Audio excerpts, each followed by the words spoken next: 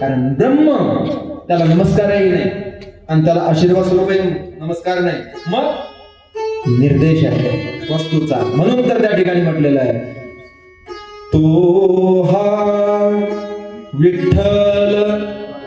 वारकरी संप्रदायाचं तत्वज्ञान आणि भागवतातला पहिला श्लोकाचा अर्थ हा उच्चतम आहे, हा उच्चतम आहे. याचा विचार फक्त आपण केला पाहिजे.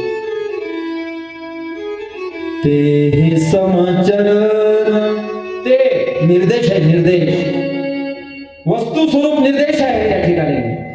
धाम नाम स्वेन सदा निरस्त कुहकम सत्यम परम धीमहि. त्या स्वरूपाला, त्या स्वरूपाला, त्या स्वरूपाला, कोणत्या स्वरूपाला? जे परम सत्य आहे, फक्त सत्य नाही, जे परम सत्य आहे त्या. आणि ते सत्य कसं आहे? तेजो वारिम, ते स्वरूप, ते स्वरूप आहे. असं असलेलं ते सत्य आहे, ज्याची कधी उत्पत्ती नाही, जे कधी वाढत नाही आणि ज्याचा कधी लय होत नाही. तिन्ही कालामध्ये जे स्थिर आहे असं ते सत्य आहे. त्या सत्याला मी नमस्कार करतो. शिवजींना असं वाटलं तेच तर मी आहे, गणपती बाप्पाला असं वाटलं तेच तर मी आहे. ज्या ज्या देवता हातामध्ये फुलट व्यासांवरती टाकत होते त्या सगळ्या देवतांना असं वाटत होते की वा वा वा, व्यासांनी आम्हाला स्थान दिलं, या महापुराणामध्ये आम्हाला स्थान दिलं, आम्हाला नमस्कार केला, आमचं नमन केलं, कारण आमचं स्वरूप ते आहे. नाव कोणाचं नाही, पण सोडलं कोणीच नाही. म्हणून विशाल बुद्धे, विचारवंत. नाव कोणाचंच घेतलं, नाव जर एकाच जर घेतलं ते म्हणून त्याचंच नाव घेतलं, आपण काय करूया बाबा? रतनता द्या म्हणून नितीनच काढली का फक्त ती शेगडी? तोच करतो का? मला या उठायची सवय नाही तरी मी धडपड धडपड उठतो, आणि काही का होईना चहा प्यायच्या वेळेवर तर हवं. त्याच नाव कसं काय घेतात बाबा? नाराज होईल.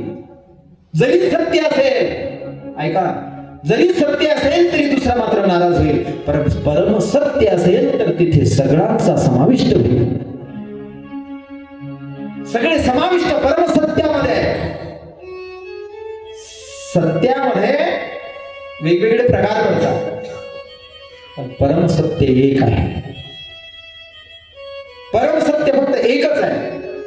आणि त्या परमसत्याला, अजून ते परमसत्याला कुठे अतिव्याप्ती दोष प्राप्त होऊ नये म्हणून त्या ठिकाणी म्हटलेलं आहे, जन्मादेश येतो मायादितरतर चार्थिच विभिन्न स्वराट. असं असलेलं हे स्वरूप आहे, ते सत्य आहे. त्या सत्याला ते परमसत्य. धाम नाम स्वेन सदा निरस्त कुहकम सत्यम परम धीमहि. आम्ही त्यांचं ध्यान करतोय, आम्ही त्याला नमस्कार करतोय. तिथे समष्टी नमस्कार आहे, समष्टी, वेष्टी नाही, वेष्टी नाही. काहींना तुम्ही चांगले आहात म्हणताय, बाकीची वाईट आहे का काय? ह्या सत्यामध्ये असा दोष निर्माण होतो, पण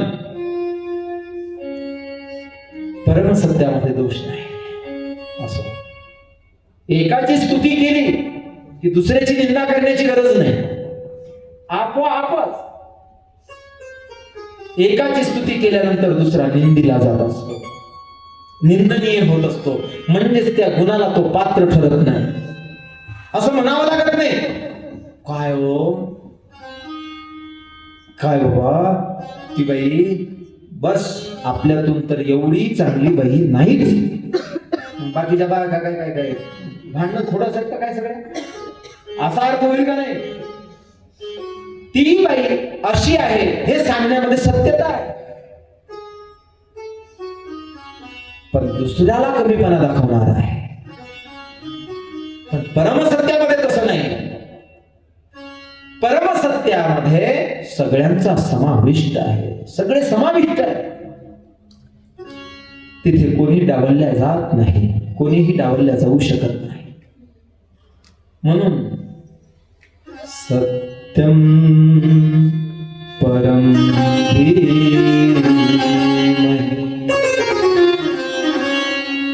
त्या सत्याला नमस्कार. सगळ्या देवतांनी व्यासांवरती पुष्पवृष्टी केली. वाह वाह वाह वाह वाह. आज व्यासांनी आम्हाला मात्र स्थान त्या ग्रंथामध्ये प्राप्त करून दिलं. मग असा तो सत्य आहे तरी कोण? त्याच्यामध्ये भागवतामध्ये व्यास महाराज त्याला नमस्कार करतात. आता ते नमस्कार वेगळ्या पद्धतीने आहे. असा तो कोण आहे? आता त्या दिव्य स्वरूपाकडे चालले व्यास महाराज. सच्चिदानंद रूपाय. भागवताच्या नमनाचा क्रम जर असा मी वेगळा घेतला आहे. विश्वोत्पत्त्यादि तापत्रय विनाशाय श्रीकृष्णाय वयं नमः. आता सत्यम परम धीमहि. तर या ठिकाणी आता असं सत्यम परम काय आहे? तर त्याच्याकडे निर्देश केला. आता पहिला आहे निर्देश वस्तुरूप मंगल, बर का. आता या ठिकाणी आहे नमस्कार रूप मंगल. सच्चिदानंद.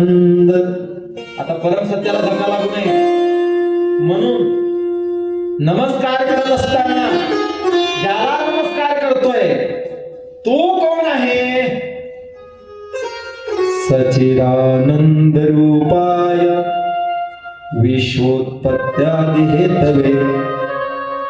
जो सत्स्वरूप आहे म्हणजे सत्य आहे, चित स्वरूप आहे, तेजोमयम.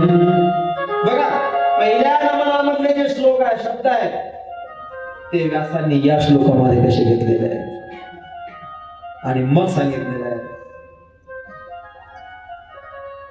सच्चिदानंद. आनंद आनंद आनंद. चित म्हणजे प्रकाश रूप, तेज रूप. आता आनंद स्वरूप काय? आनंद आनंद म्हणजे काय? तुम्हाला तुमच्या मनासारखं झालं की त्याचं नाव आहे सुख.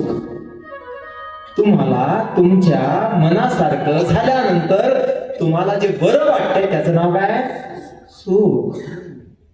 ऐका अजून पुन्हा सांगतो. तुम्हाला तुमच्या मनासारखं जर वाटलं तर काय आहे ते? सुख.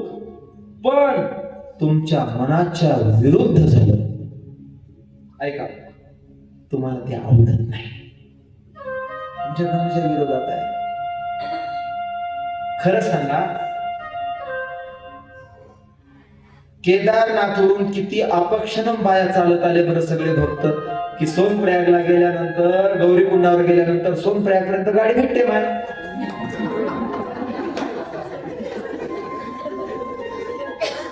गोष्ट खरी का खोटी? आपलं सांगा, आपण दुसऱ्याचं कशाला सांगायचं? आणि चालू वर्तमान काळात सांगितलं की हे लवकर कळत असते. हे मी आपलं सांगायचं म्हणून सांगत नाही, कळण्यासाठी सांगतोय, हा दृष्टांत आहे. आणि हे तिथल्या तिथे सांगण्याची ही माझ्या गुरुदेवाची माझ्यावर कृपा आहे की तिथल्या तिथे मी सिद्धांत पटवून देण्यासाठी आपल्या जीवनाच्या संबंधित घडलेल्या क्रियाकडे जातो. ही माझ्या गुरुदेवाची कृपा आहे माझ्यावर. मला पाठांतर करून सांगता येत नाही. पाठ करून सांगितलं की तो पोपट असतो, त्याला तेवढंच येत असतं. ते तेवढंच वाचायचं, तेवढंच लिहायचं, तेवढंच सांगायचं.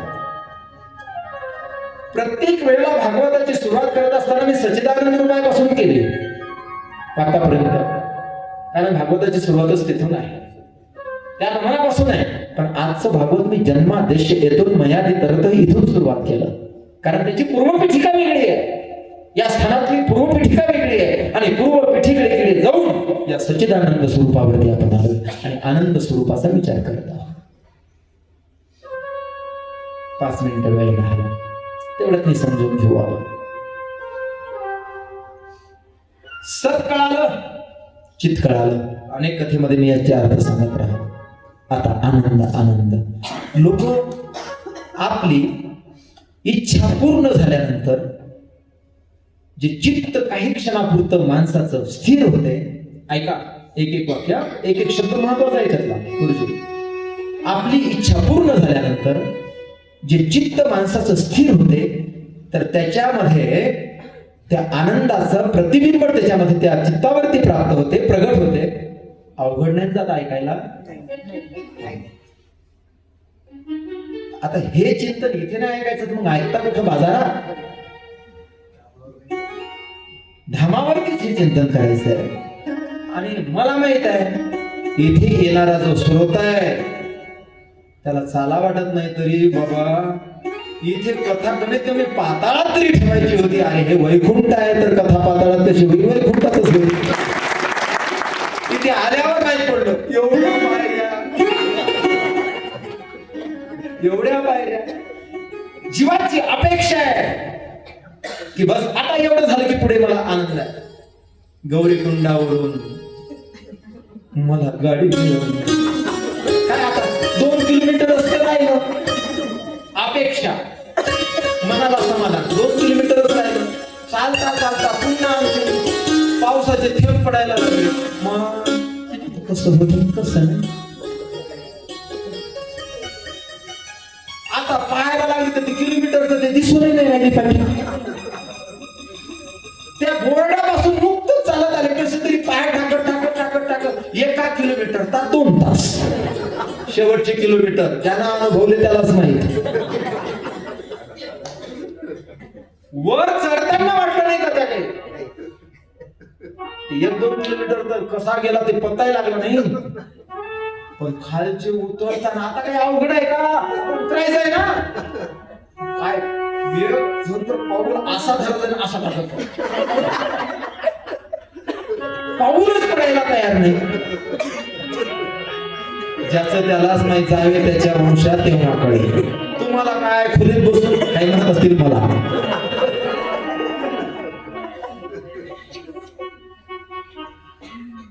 जावे त्याच्या वंशात तेव्हा कळेल. कसा तरी उठत बसत रडत गौरी कुंडाच्या गेट पर्यंत. त्याला असं वाटत होतं पैसे देतो ना, गेट जवळ आणलं म्हणा गाडी, किती घेऊ दे, किती घेऊ दे. म्हणते मला जरा आज इकडे गाडी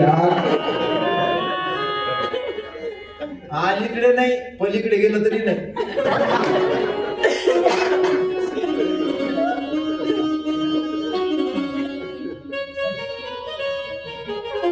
सांगू का तुम्हाला, हे सगळं सगळं गाड्या चालू नव्हत्या का सकाळी?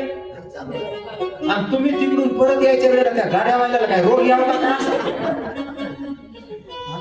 वाटलं का नाही मनात? पण आल्यानंतर मला सांगा काही करू शकतो का? कारण देवाने ठरवलेलं केदारनाथाने तुमच्याकडून तप करून घ्यायचं आहे. ही तपभूमी आहे. तुमची इच्छा नसताना सुद्धा तुमची तप करून घेतलं.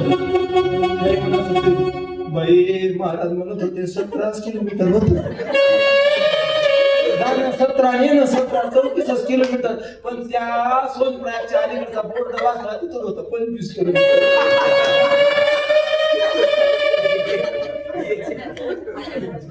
आमचे तहसीलदार तर इकडचा किलोमीटरच मोठा आहे.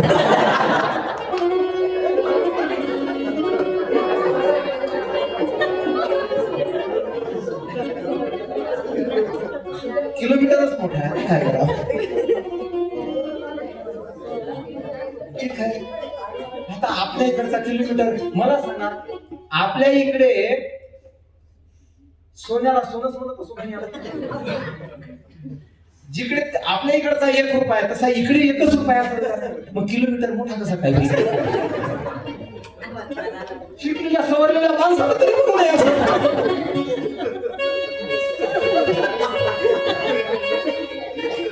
आता उताराचा रस्ता आहे ना, उतरताना पण करावं काय? 1 किलोमीटर जाताना सुद्धा त्याला 25 किलोमीटर काही वाटलं नाही, तो 1 किलोमीटर मोठा अवघड गेला.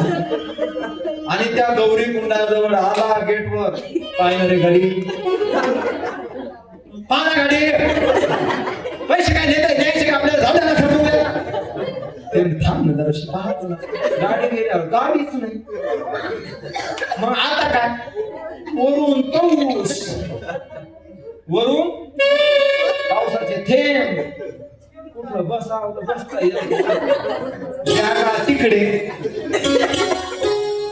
सांगत आहे मला, सांगा फक्त काही तासापुरती केलेली खोली, एका मिनिटात, माझ्याजवळ वेळ नाही, काही तासासाठी केलेली खोली तुम्हाला एवढा त्रास झाला तरी तुम्ही खोलीवर आले का नाही? चला बोला. काय होतं तुमचं खोलीवर? काय बांधले का तुम्ही? पैसे दिले का? काय केलं का तुम्ही त्या खोलीसाठी की एवढ्या जिवाळ्यानं त्या खोलीवर आल्या तुम्ही? एवढं त्रास होत असताना सुद्धा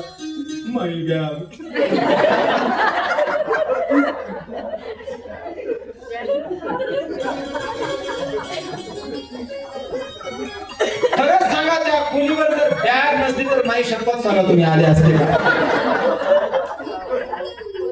काय करता तरी काय? पाय चालवत नाही पण गेल्याशिवाय पर्याय नाही. गेल्याशिवाय पर्याय नाही. हे आहे परीक्षा प्रारब्ध. याला म्हणतात प्रतिकूल परिस्थिती निर्माण झाली. मग कोणाला काही म्हटलं असत त्याच्यात नाही, तो कोणाला काही म्हटलं असेल काय म्हणत ते तुम्हाला म्हणत होते घोड्यावर बसून घोड्यावाला तसंच निघाला तुम्हाला बरोबर पाहिजे. ज्याला घोडा करून घ्या त्याच्यावरच बोल, ज्याला घोडा करून त्याला त्यालाच बोलणं. कारण त्या घोड्यावर त्रास झाला. एखाद्याला डोली तयार केली असेल ती डोली तयार करून देईल. आता डोलीवर गेल्यानंतर ते खाली उतरत असेल ते खदलं त्याचं सगळं हे झालं. तुम्हाला माणसं नाही बरोबर पाहिजे झालं तिथपर्यंत. चालणारा सुद्धा पाय म्हणतो चालत नाही. एवढी प्रतिकूल परिस्थिती असताना माहित आहे खोलीवर जायचंच आहे. मी म्हणतो रडत पडत कसं तरी गेल्यापेक्षा आनंदानं काय येऊ नये. चला बोला, आनंदानं का पोचू नये त्या खोलीवर? हे आनंदानं पोहोचण्यासाठी तेवढं सात्विक धैर्य आमच्या जवळ नाही. हे धैर्य, हे सात्विक धैर्य कमी पडत आहे. आणि हे सात्विक धैर्य प्राप्त होण्यासाठी या बद्रीनाथामध्ये या भागवताची कथा आपल्याला ते सात्विक धैर्य प्राप्त करून देते. हे सात्विक धैर्य प्राप्त करून देते. तुम्ही केदारनाथला चालल्यानंतर तुमचे पाय चालणे कमी करत नाही. हे तुमच्या जीवदशेमध्ये निर्माण झालेलं दुःख कमी करत नाही. त्या दुःखाला सहन करण्याचं सात्विक धैर्य तुमच्याकडे प्राप्त करून देण्याची ताकद या भागवतामध्ये आहे. त्याच्यासाठी या भागवतात म्हणून तर भगवान परमात्म्याला सुद्धा त्या तपामधून माझी पार्श्वभूमी का, ज्यांनी सुरुवातीला भागवत ऐकलं असेल या पार्श्वभूमीवर बोलतो त्याला हे माझे वाक्य कळतायत. आता जो आला उशिरा त्याला काय कळणार आहे? तर भगवंतांनी सुद्धा तप केलेलं आहे. तप, आणि तप करायचं म्हटलं की कष्ट आहे.